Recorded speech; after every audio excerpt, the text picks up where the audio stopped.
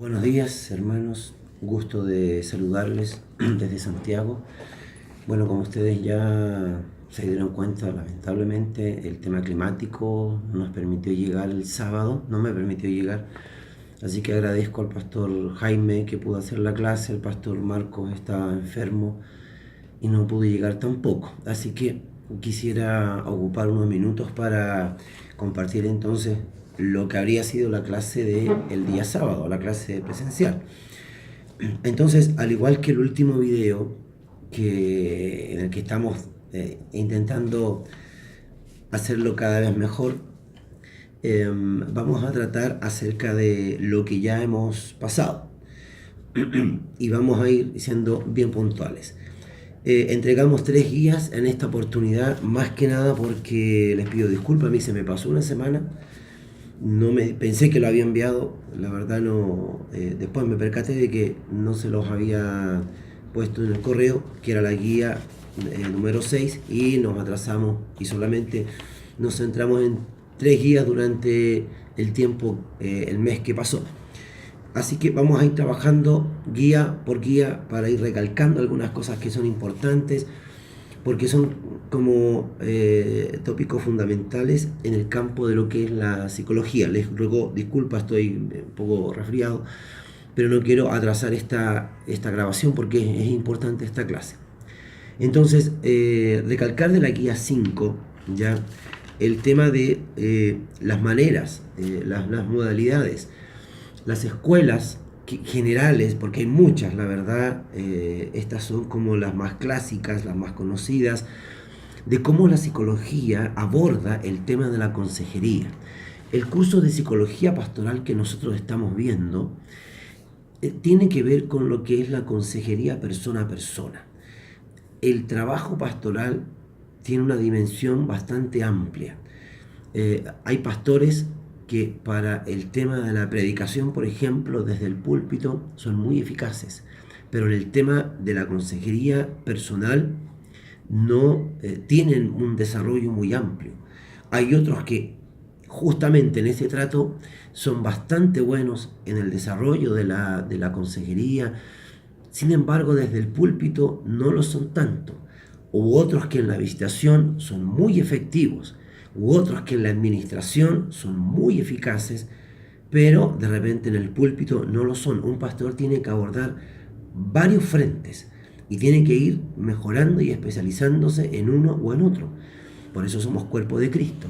Entonces puede que de aquellos que están haciendo este diplomado, puede que usted no tenga un llamado pastoral, pero sí usted sea una herramienta eficaz en las manos de Dios para ser un buen consejero, para ser una mano derecha del pastor, para que usted sea un puente con aquella persona que necesita un consejo y tú puedes ser un consejero eficaz, ¿ya? Así que el curso, la asignatura de psicología pastoral trata acerca de ese cara a cara, acerca de ese sentarse con la persona, estar con la persona, que es muy distinto hablar con alguien o declararle a alguien un mensaje a través del púlpito. Son dos cosas distintas.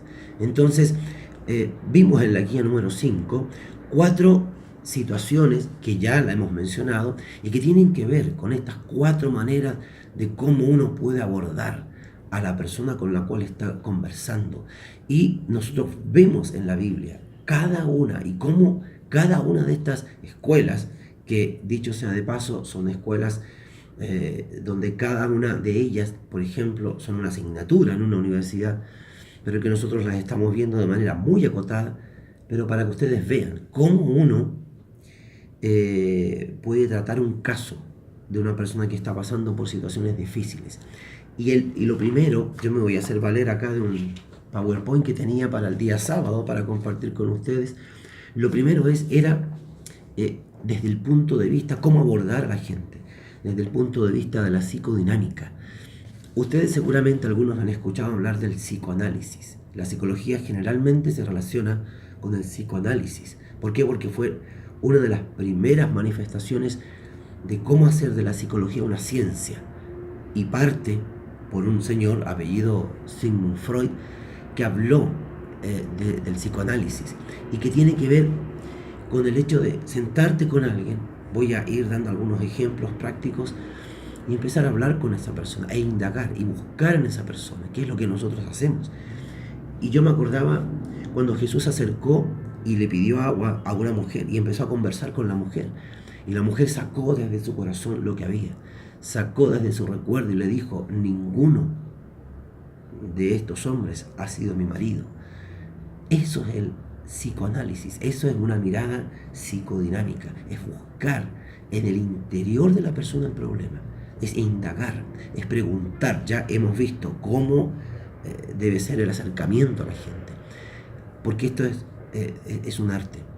Cómo poder ir al corazón de la gente, cómo sacar lo que la persona incluso ha olvidado, el recuerdo que está oculto, cómo permitir que el Espíritu Santo, y aquí viene la fusión entre psicología y Espíritu Santo, porque cómo permitir que el Espíritu Santo saque del interior de la persona, del inconsciente de la persona, esos recuerdos que la persona ha pretendido olvidar, que están allí. Eso es el psicoanálisis, eso es una mirada psicodinámica. La segunda manera de abordar a una persona es a través del conductismo. Por ejemplo, cuando Jesús le presentaron a Jesús, a la mujer, que según los sacerdotes judíos era una mujer adúltera, Jesús le dijo: yo no te condeno, ve en paz. Esa actitud, esa manera de abordar el problema de Jesús es una manera conductista, que viene de conducta. ¿Por qué? Porque Jesús simplemente le dijo: no peques más, cambia la conducta. El conductismo lo que busca es ser práctico, no ahondar como la anterior. No esa conversación que Jesús tuvo con la mujer a la cual le pidió agua, sino que es: cambia la conducta, sé otro. Hay veces en que nosotros aconsejamos y lo que buscamos en la consejería no es saber la razón, sino que abocarnos más bien a que la gente dé un vuelco a su conducta. Eso es el conductismo. Luego, lo humanista. Cuando Jesús nos dice que somos hechura suya, Jesús lo que está diciendo es recalcar la importancia que tenemos como persona. Es visualizar esas potencialidades que hay. ¿A la luz de qué? Y fusionamos teología y psicología, de que somos imagen de Dios. Por lo tanto, esto es un recurso para cuando nos encontramos con alguien que tiene una baja autoestima y en que nosotros podemos visualizar aquellos potenciales que tiene. Entonces, se los recalcamos, se los enfatizamos para levantarle el ánimo y ayudarle a que ella se vea la imagen de Jesús. Eso es una mirada humanista. Y lo último es la mirada sistémica. La mirada sistémica tiene que ver con ver no a la persona en particular, sino que ver al entorno de la persona para apuntar a su problemática. O sea, esa dificultad, ¿quiénes están involucrados allí? Su padre, su madre, ¿dónde trabaja? Esa baja autoestima, ¿será porque en el trabajo hay un desprecio al hermano? Lo sistemático es la suma de un conjunto de elementos ambientales que pueden ser la razón del problema. No se busca en la persona el problema. No buscamos un cambio conductual de inmediato. Lo que estamos haciendo es buscar en el entorno. Esa es una mirada psicodinámica. Cada uno de estas escuelas, tiene un autor, tiene todo un desarrollo, y simplemente lo que yo hago es acercar esto a ustedes como alumnos de la psicología, del ramo de psicología pastoral. Voy a ir a la guía 6, siendo muy puntual. Entonces, aquí me quiero acotar a un concepto del cual yo les pedí que ustedes me definieran, que era el concepto salud y salvación.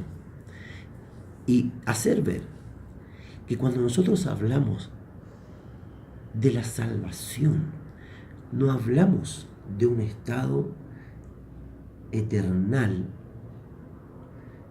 de una inmortalidad. Cuando hablamos de salvación, hablamos del cambio integral en la vida del ser humano.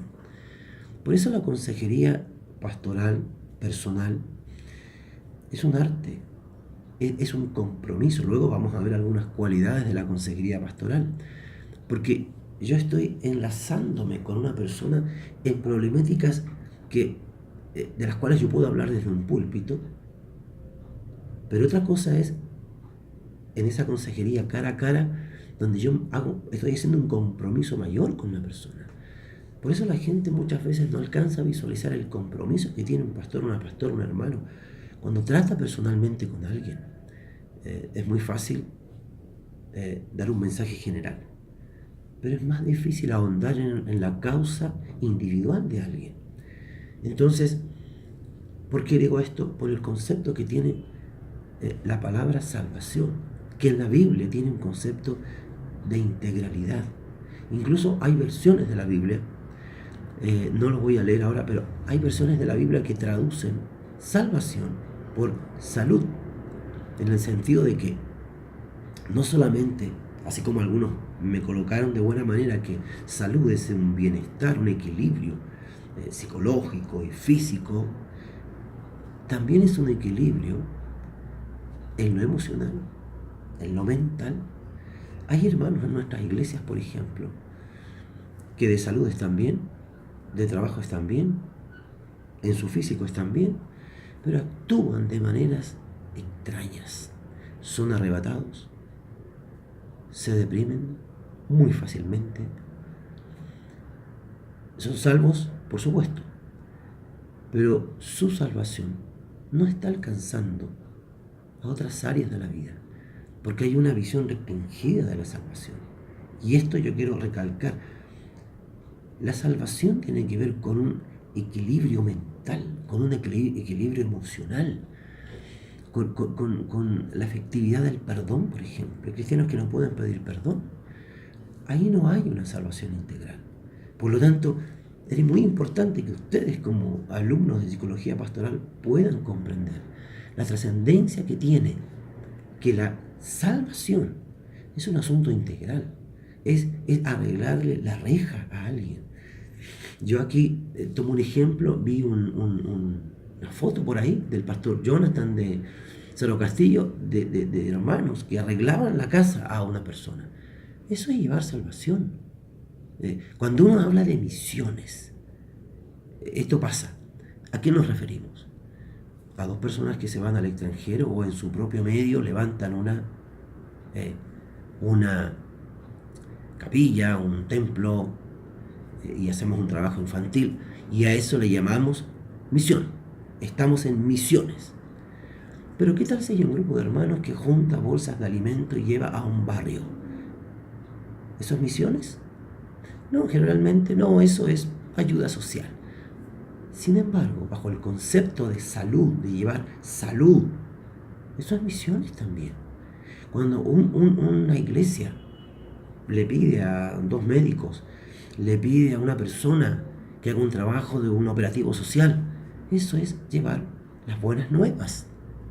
De una manera distinta, por supuesto, pero eso es llevar buenas nuevas. Es el concepto de salud, y no voy a ampliarme a otras situaciones porque son más delicadas, pero alguien que está gestionando su vocación cristiana en el campo del servicio público, ¿eso es llevar salud o no? ¿O acaso la política no está enferma? ¿O acaso el servicio público no está enfermo con gente que está muy lejos de Dios? Es llevar salud. Por lo tanto, el concepto de salvación es un concepto amplio del cual la Biblia nos habla. Y era lo que yo quería recalcar de la guía 6. Y pasando a las 7, ¿ya? Voy a ir por parte. Hay una pregunta que se menciona y que tiene que ver con las partes en las que está dividida el alma. Aquí hacemos una distinción entre alma y espíritu. No hacemos distinción al cuerpo, que es importante dentro de la salvación del ser humano, pero no en el sentido de segregar. porque cuando Dios salva, salva todo, sino que lo hacemos para la distinción, la comprensión de las áreas que yo estoy abordando cuando estoy aconsejando a una persona. Entonces, bajo el postulado del autor del libro en cuestión, hay una definición de lo que es el alma. Y el autor habla del alma en una distinción cognitiva, afectiva y volición. Yo entiendo que estos conceptos son conceptos extraños, son conceptos que no están dentro de nuestro vocabulario cotidiano. Sin embargo, es necesario no quitarles la atención porque somos estudiantes de diplomado. Por lo tanto, siempre va a haber un lenguaje técnico, es como el maestro de la carpintería. Hay un manejo técnico, ¿ya? Maneja la pintura, hay un hermano, mi hermano Rodolfo, es pintor, tengo entendido, y hay todo un lenguaje que yo, la verdad es que algunas cosas no las entiendo. Bueno, lo que estamos estudiando tiene, y nos vamos a ir interiorizando, un lenguaje distinto. Lo cognitivo, ¿a qué nos referimos con lo cognitivo? Decía la guía, y algunos me respondieron muy bien, esta se refiere al área del conocimiento y del pensamiento de la persona. ¿Ya? Es cómo en el cerebro, a través de la conexión de las neuronas, se van desarrollando los pensamientos y el conocimiento. ¿Cómo vamos aprendiendo? La parte almática comprende esto. Cada uno de ustedes aprende de una manera distinta, comprende de una manera distinta. Algunos ponen énfasis en lo visual, algunos ponen énfasis en lo auditivo, algunos ponen énfasis en el entendido de un libro al leerlo. Cada uno aprende de manera distinta. Esto es lo cognitivo. ¿Cómo aprendemos? Cognición viene de conocimiento. ¿Cómo hacemos de los mensajes de nuestro medio ambiente una información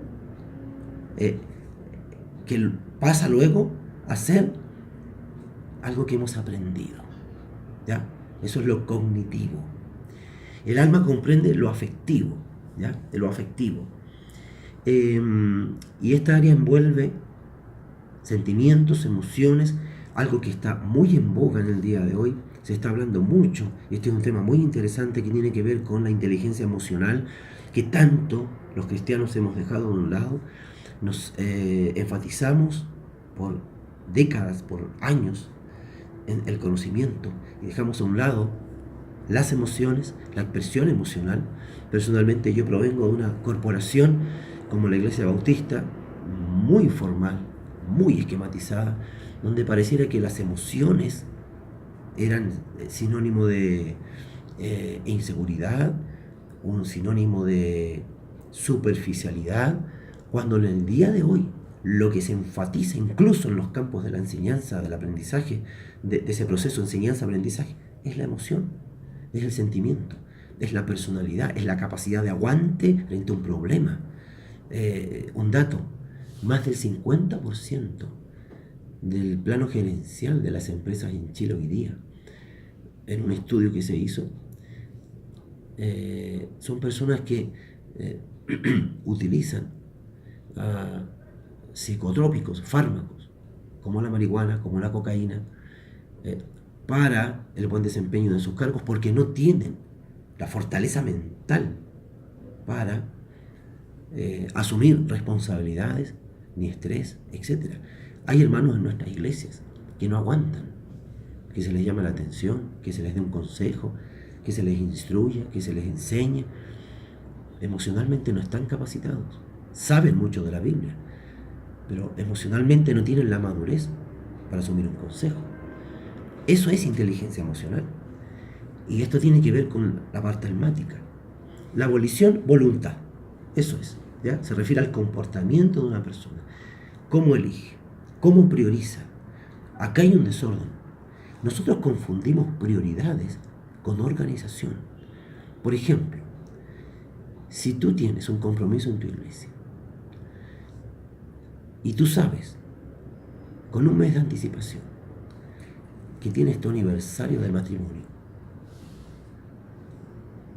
el 7 de agosto, si el pastor te dice con 2 meses de anticipación que el 7 de agosto hay un programa de visitación, si tú le dices el 5 de agosto, pastor, mañana es mi aniversario, no cuente conmigo, Estás confundiendo prioridad con organización. Tienes 2 meses para organizarte y decirle a tu pastor: pastor, el 7 de agosto, el 6 de agosto, el 7 de agosto hay un trabajo en la iglesia. Yo el 7, pastor, estoy de aniversario de matrimonio. Tienes 2 meses. ¿Y cómo justificas tu respuesta? Porque es lógico que en la prioridad de tu vida, tu esposa es lo primero. Pero no te organizaste. No tuviste la prioridad. No tuviste la capacidad de administrar tu tiempo. Eso es el desarrollo volutivo. No evolutivo, es otra cosa, sino que volutivo, de organización, de priorizar, de organizarte, de ver cuál es tu capacidad de decir sí o no. Hay gente que a todo le dice que sí. ¿Ya? Sí, hermano, yo mañana lo voy a visitar. Sí, hermano, a las 3 estoy en tu casa. Sí, hermano, no puedes decir que no. Eso es capacidad de voluntad. Entonces, todo esto, cognición, afectividad, volitivo, tiene que ver con la voluntad. ¿Ya? Ahora, la segunda parte de cómo categoriza al ser humano el autor del libro que estamos estudiando, tiene que ver con lo espiritual. Ahora, este tema en los centros educativos, en el plano de la psicología, no en todos los sectores, pero en los sectores más progresistas, como se dice, esto está vetado. ¿Ya? Yo le compartí el fin de semana a los hermanos de mi iglesia porque por cariño, ahora está otro hermano, otra hermana ahí, pero les decía que donde yo estudio se concibe al ser humano solamente bajo la función de lo que es el cerebro. No existe el alma, no existe el espíritu, no existe la mente, porque la mente y alma y espíritu no son conceptos que se puedan ver. O sea, en la práctica nadie sabe dónde está el alma, de manera científica, pero sí dónde está el riñón, pero sí dónde está el cerebro. Por lo tanto, hoy día algunos psicólogos de la línea del agnóstico, de lo progresivo, apuntan a que el ser humano es solo cerebro, que del cerebro y la conexión de las neuronas y de los organismos ahí que están dando vuelta, se desarrollan las emociones, se desarrollan la voluntad, se desarrolla el conocimiento. No hay espíritu, lo que lógicamente es una pobreza y nos transforma simplemente en una máquina y en un producto de una evolución, de algo que se llama la neurociencia, muy interesante en el día de hoy, que está muy de boga. Sin embargo, nosotros entendemos que somos más que una simple evolución. Somos imagen de Dios.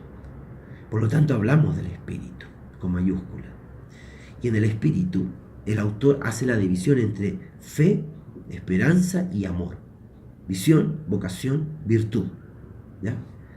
Visión es esa nueva vida, es esa nueva esperanza que no tiene el inconverso. Y es el ingrediente que nosotros le colocamos, teología y psicología, cuando vamos a la consejería. ¿Qué colocamos en la gente? Esperanza. ¿Qué colocamos en la gente? El ingrediente de que aquí en esta vida nos acaba todo, de que lo que hacemos acá trasciende.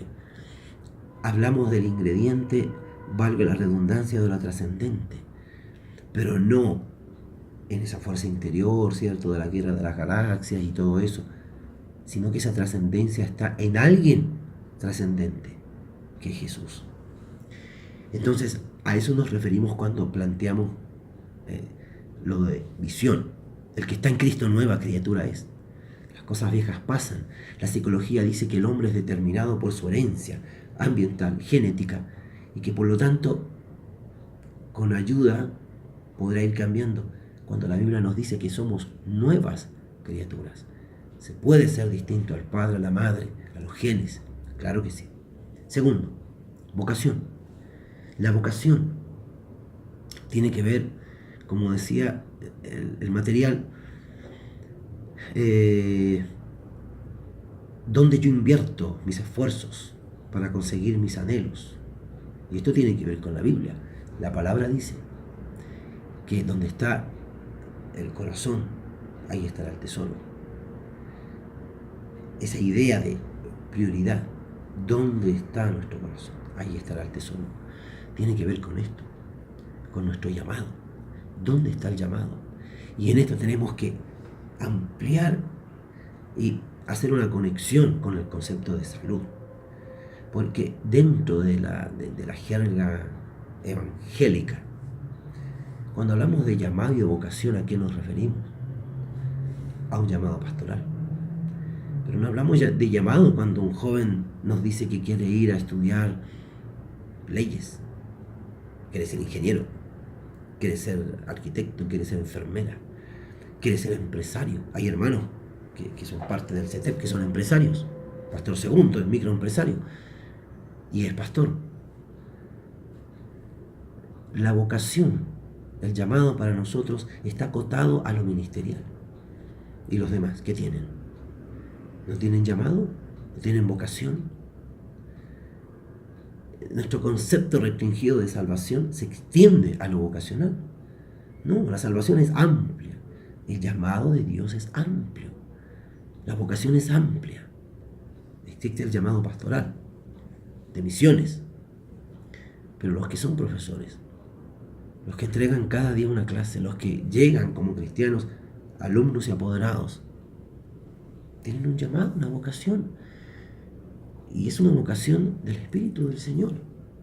Entonces, vocación es parte de mi florecer espiritual, de la obra del Espíritu Santo.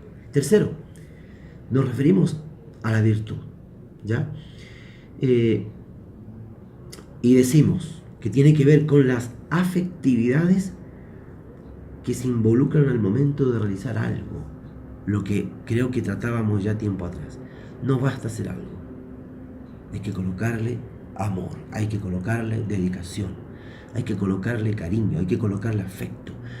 El tema de las inteligencias emocionales, de cómo expresar el afecto.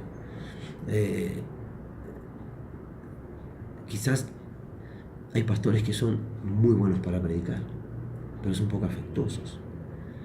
Yo reconozco en lo personal, y tengo que hacerlo, que una de las cosas que he tenido que ir desarrollando de mejor manera es lo afectivo.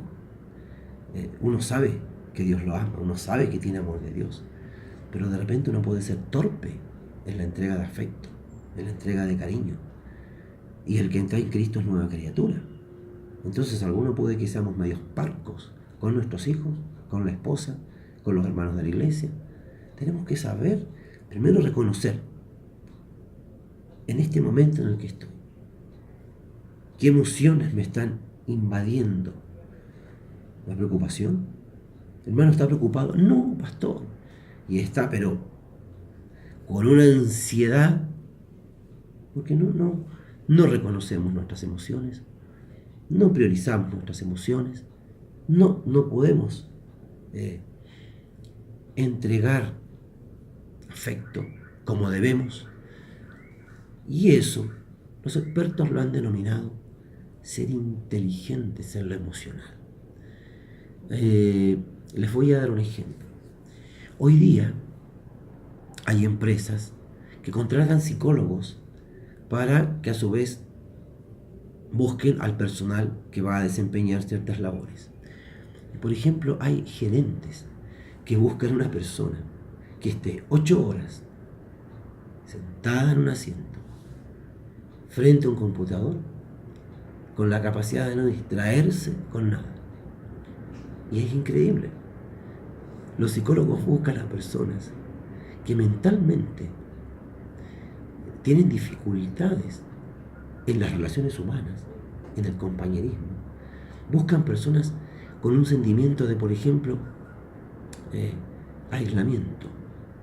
Porque esta gente que psicológicamente está predispuesta a la soledad puede estar 8 horas sentadas sin tener que conversar mucho, sin tener que molestar mucho, porque su mente no quiere hablar con nadie.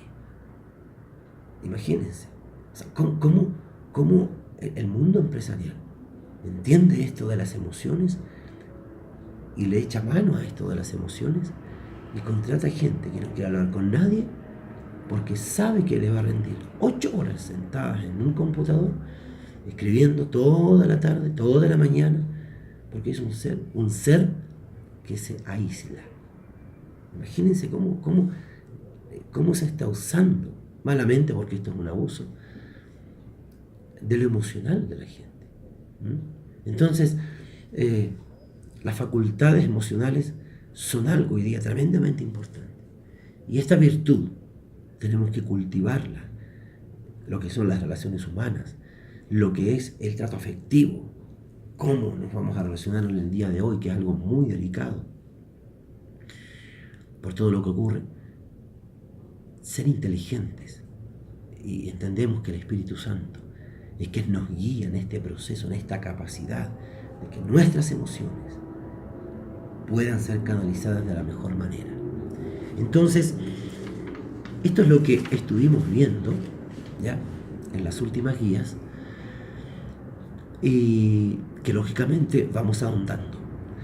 Ojalá que todo esto que estamos aprendiendo, en la medida de lo posible, ustedes lo coloquen en práctica, en la consejería, en el trato diario, en la identificación de cómo abordar un problema, cuándo se necesita conversar mucho con la persona, cuándo se necesita ayudarle a que cambie una conducta, cómo hacerlo para que si su entorno está perjudicando, sepamos ser sabios en ver qué elementos que rodean a la gente le están haciendo mal, porque la consejería es un arte, es un desarrollo.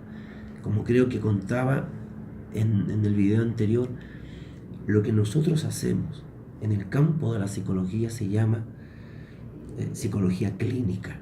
Y en la psicología clínica hay 2 especialidades. Una que trata la patología, el problema más difícil como la depresión, y los problemas cotidianos de la vida. Entonces, nosotros estamos atacando más que nada los problemas cotidianos de la vida. Ahora, esta semana envío la guía 8, ¿ya? Si me pierdo de la cámara, hermanos, es porque la cámara en el celular, ustedes saben que está en un costadito y tengo que concentrarme en esa cámara. Entonces, les enviaré hoy día, Dios mediante, la guía 8. No se atrasen, sigan adelante. Y la próxima clase, la primera semana de junio, a más tardar la próxima semana, les voy a entregar una pauta para que ustedes realicen una investigación y hagan una exposición de un tema, 10 minutos cada persona, donde si quieren lo pueden hacer de a 2, pero van a tener que exponer y lo vamos a grabar. Entonces, como a mí se me complica mucho, hermanos, en junio ir se me dificulta, pero sí voy a tener la grabación de estas exposiciones, 10 minutos, se pueden juntar de a 2. Yo les voy a enviar el tema, ¿ya? De qué va a tratar cada grupo. Por lo tanto, quiero que ustedes me digan y piensen, tienen una semana, si van a trabajar de manera individual o de manera grupal. ¿Ya? Ustedes ven cómo lo van a hacer, pero la clase de junio se va a tratar sobre la exposición de distintos temas, todos en relación a lo que es la consejería pastoral. Gracias por las guías, los cuestionarios que llenaron, nos van a servir mucho en el desarrollo del trabajo. Estamos terminando ya el primer semestre, los que terminan este año les va quedando menos, por lo tanto coloquen de su esfuerzo. Entiendo por la guía del esfuerzo que están haciendo, sin embargo, así como nos dijeron a nosotros, a mí cuando entré a estudiar, que la vida nos iba a cambiar, yo les digo lo mismo. La vida nos cambia cuando estamos haciendo el esfuerzo de estudiar de esta manera. Así que si hay alguien que tiene que reservar fines de semana para tener que estar en su casa y quizás no salir como antes, hermanos, lo tiene que hacer. Tenemos que pagar un precio. Estamos preparándonos. En los últimos minutos que queda, yo he tenido que estos 2 meses cambiar el ritmo de mi vida en cuanto a lo ambiental, porque de verdad es un ambiente muy distinto al que yo vivía, escuchando siempre a mis hermanos en la iglesia, a mis colegas pastores, tener que estar en un ambiente ateo, agnóstico, indiferente, con una pobreza espiritual tremenda. He tenido que priorizar, cambiar mis prioridades. Por eso es muy importante, y yo insisto con esto, que ustedes hagan ver a su entorno lo que están haciendo, su familia, sus hijos, su esposa. Ustedes están estudiando, a sus iglesias, los que tienen iglesias, hacerles ver lo que están haciendo para que ellos se den cuenta del esfuerzo que están haciendo. Y me ha tocado hacer un cambio. Y le compartí a algunos hermanos de mi iglesia en Coyhaique, de la iglesia Familia de Vida, exigencias muy, muy grandes. Y yo he pensado en esto: si en el campo de la educación superior, si en el campo de lo secular, la exigencia es tremenda y los esfuerzos son tremendos, ¿cuánto más si estoy estudiando la Biblia? ¿Cuánto más? El otro día me tocó acostarme a las 3 de la mañana, me levanté a las 4, 4 y media, porque tenía unos exámenes. Si yo hago esto para estudiar textos que en algunos casos la verdad que son de una lectura muy pobre en lo espiritual, pero hay que hacerlo, ¿cuánto más si es de estudiar la palabra? Hay que hacerlo. No estamos estudiando cualquier cosa, mucho más estamos estudiando algo que es trascendente, eterno. Así que, hermanos, pongan todo su esfuerzo, encuentren el peso a todo esto, porque ustedes serán de bendición, y ya lo son, a mucha gente que les rodea. Ya vamos a estar hablando de otras cosas. Esperamos vernos. Yo tengo que volver el 19 de mayo por aniversario de la iglesia Familia de Vida a la región, así que será una bendición. Así que, hermanos, todo su empeño, todo su trabajo, especialmente los que están un poquito atrasados, y el Señor les bendiga. Una alegría compartir con ustedes, y gracias por los cuestionarios que nos van a ayudar a trabajar de mejor manera. El Señor les bendiga.